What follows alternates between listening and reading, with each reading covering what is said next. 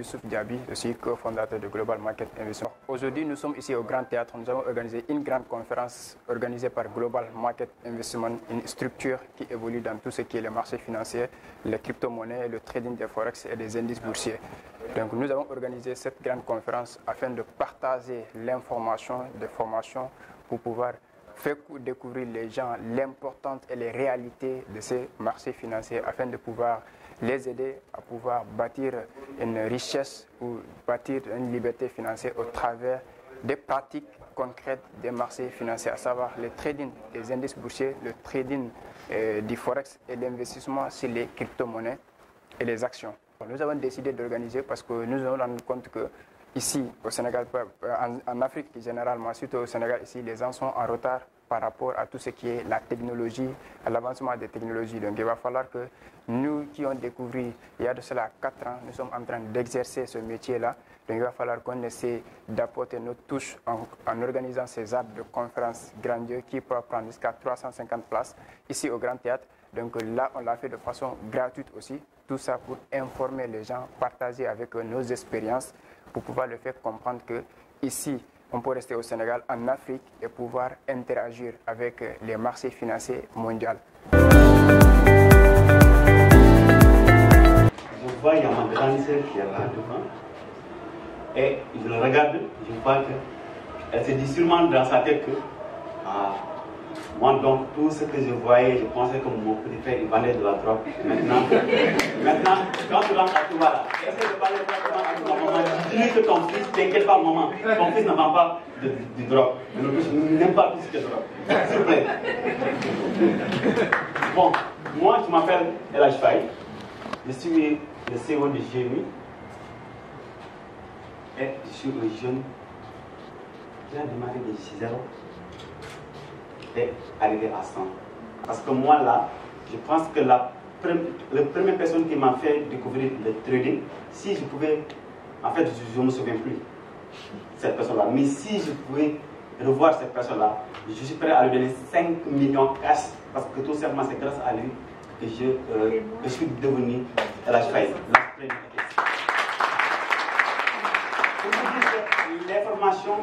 L'information égale l'argent. Quand tu as les bonnes informations, tu pourras donner l'argent facilement. S'il y a des commerçants ici dans ces salles-là, ils sauront ce que je veux dire. Moi, j'étais un commerçant. Je me souviens, il y a un jour, les sacs de sucre avaient été quittés de 25 000 à 32 000. Là, je connaissais pas mal de commerçants qui ont fait énormément d'argent parce que tout simplement, ils ont anticipé cette hausse.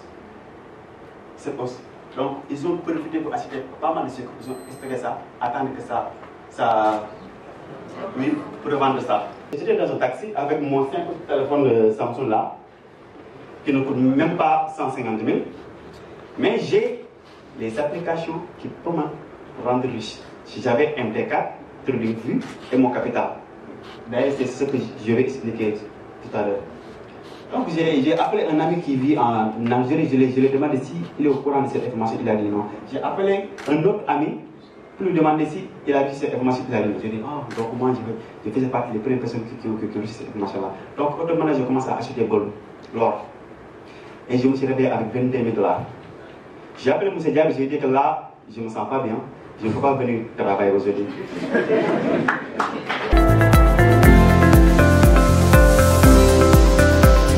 Bonsoir à toutes et à tous, j'espère que vous allez bien. Je suis Nzama Kondi Kenewis, membre intégrant de la structure Global Market Investment. Alors déjà, il faut savoir que les crypto-monnaies sont des monnaies numériques décentralisées. La première crypto-monnaie a vu le jour en 2009, en l'occurrence le Bitcoin, qui est une initiation de Satoshi Nakamoto, dont l'identité demeure jusqu'aujourd'hui inconnue. À savoir si Satoshi c'était une personne ou plusieurs personnes. Il faut savoir que c'est de par la naissance du Bitcoin que l'on a connu l'ère, sinon la nouvelle ère économique relative aux crypto-monnaies. Donc les crypto-monnaies sont tout simplement les monnaies numériques qui sont décentralisées, dont le monopole n'est pas donné à une institution particulière qui pourrait, comme avec des monnaies que l'on connaît aujourd'hui, décider de prendre des décisions sans nécessairement consulter la masse ou encore les utilisateurs. Pour parler d'avantages et inconvénients des crypto-monnaies révèle tout simplement le fait de parler de plusieurs points centraux qui sont très impeccables. Alors aujourd'hui, quand on parle d'avantages de crypto-monnaies, on parle à la fois d'avantages spéculatifs et avantages technologiques. En effet, les crypto-monnaies viennent tout simplement répondre à une problématique bien précise. Cette problématique est relative au système défectueux de l'économie tel qu'on a toujours connu. Et quand on parle du système défectueux de l'économie, il faut tout simplement se tourner vers la crise de subprime en 2008, comme on a vu ce qui s'est passé lors de la crise. Et c'est tout simplement la crise de subprime qui a engendré une réponse bien précise, en l'occurrence les crypto-monnaies. Donc s'il faut parler davantage des crypto-monnaies aujourd'hui, il y a les avantages tout simplement sur le plan financier. Aujourd'hui, avec la blockchain et les crypto-monnaies, on a la faculté de booster tout simplement le service au niveau des transactions. En l'occurrence, même les banques qui vont utiliser les crypto-monnaies pour faire des transactions auront un service qui sera plus ou moins boosté, en ce sens où la blockchain, de par tout son fonctionnement, permet aujourd'hui d'avoir une facilité au niveau transactionnel, pour ne citer que ceci. Maintenant, les inconvénients, ça va très certainement être lié tout simplement à la volatilité, car étant des monnaies numériques décentralisées, les crypto-monnaies sont encore soumises aujourd'hui au phénomène de prise de valeur et de perte de valeur. En l'occurrence, si un projet qui est développé n'est pas assez solide, ne résout pas réellement un problème au sein de la société, on peut carrément assister au fait que plusieurs cryptos puissent chuter, et à partir de là, ça peut être très problématique. Donc c'est la volatilité qui peut constituer tout simplement un des avantages, bien évidemment, volatilité sur le court terme. Et donc, on peut encore citer davantage et des avantages sur les crypto-monnaies, mais vite fait, voici de façon résumée ce à quoi peuvent servir les crypto-monnaies. Avantages au niveau transactionnel, avantages au niveau indépendance financière, avantages au niveau apport technologique et des avantages au niveau de la perte de valeur en cas d'échec de projet. Déjà, il faut savoir que la crypto-monnaie, c'est le pilier principal d'une technologie qui est mise en évidence, en l'occurrence la blockchain. Et donc aujourd'hui, s'il faut expliquer aux Sénégalais ce qu'est la crypto-monnaie, s'il faut expliquer aux Sénégalais dans quelle mesure la blockchain pourrait nous impacter, il faut être capable de mettre en évidence tous les bienfaits de la blockchain. Or, lorsqu'on parle de blockchain, on va tout simplement parler de ce registre-là décentralisé, de ce registre-là transparent, dans lequel on aura la possibilité d'avoir un service au niveau de transaction décuplé. Et quand on va appliquer tout simplement les principes de la blockchain partout, dans tous les secteurs, on aura maintenant, par exemple, sur le cas des élections, par exemple ici en Afrique, on sait que généralement lorsqu'il y a des élections, il y a des fraudes électorales. Okay. Donc avec la blockchain, on a la possibilité de, par le biais des smart contracts, de créer tout simplement des contrats intelligents où les gens auront la possibilité de venir voter. Il y aura une transparence au sein de la blockchain.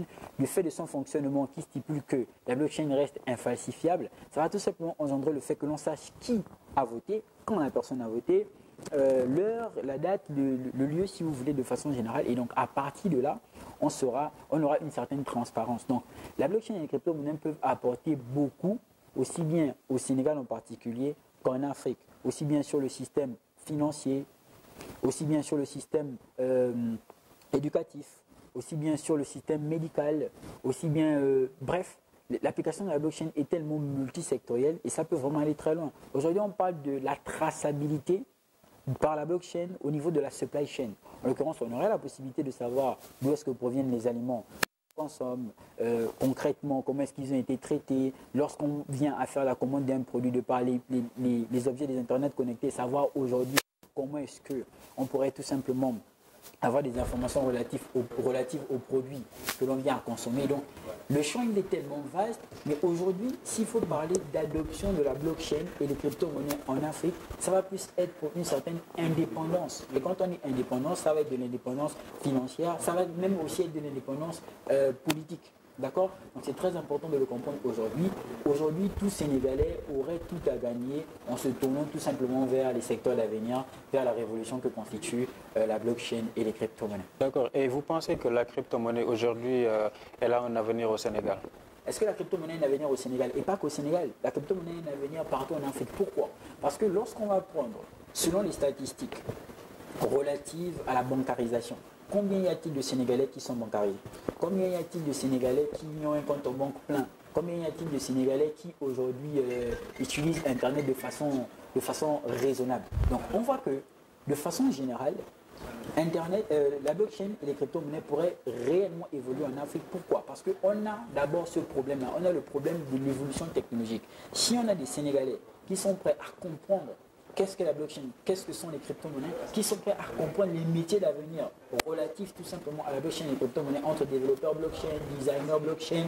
Quand on va prendre tout ceci, on se rend compte que la blockchain au Sénégal et en Afrique, c'est tout simplement, ça a un avenir exponentiel. On va toujours rester dans ce sillage. Est-ce que c'est possible de se lancer dans la crypto sans argent? Est-ce que c'est possible de se lancer dans la crypto-monnaie sans argent? Non. Pourquoi je dis non? Lorsqu'on se positionne en tant que profil investisseur, ce n'est pas possible. Déjà, de façon générale, même sans la crypto-monnaie, nous sommes dans la loi du donner et du recevoir. En l'occurrence, si vous voulez avoir de l'argent, il faudrait que vous puissiez en donner de l'argent par le biais de plusieurs moyens. Par exemple, l'investissement, la proposition de valeur. Déjà, si vous voulez investir en crypto-monnaie, il faudrait impérativement que vous ayez une liquidité. Donc si aujourd'hui les gens vous disent par exemple que oui, vous n'avez pas besoin d'argent pour devenir riche en crypto-monnaie, c'est faux et archi faux. Il faudrait que vous ayez de la liquidité pour pouvoir investir. Après cet investissement, on pourra par la même occasion se fructifier. Et qu'est-ce qu'on peut acheter avec de la crypto? Peut-on acheter par exemple des vêtements ou bien des voitures ou bien une maison?